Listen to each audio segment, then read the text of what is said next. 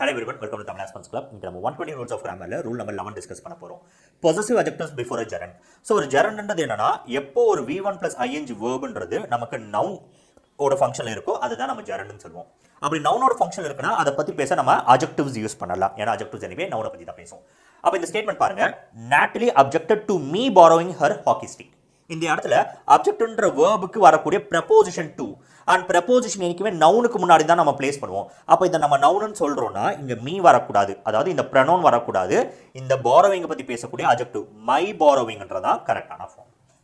அதே அடுத்த ஸ்டேட்மெண்ட் பாருங்க. Did your mother agree to are having a sleep over to night. இந்த இடத்துல எதுக்கு அக்ரி பண்றாங்கன்னா having a sleep over to night. அப்ப இந்த ஹேவிங்ன்றதை நம்ம நவுனா பார்ப்போம். இந்த டூன்றது அக்ரிக்கான வரக்கூடிய ப்ரப்போசிஷன். அப்ப ப்ரப்போசிஷனுக்கு அப்புறம் இருக்கக்கூடியது நவுனு. இந்த இடத்துல ஆர்ன்றது கரெக்டா தான் இருக்கு.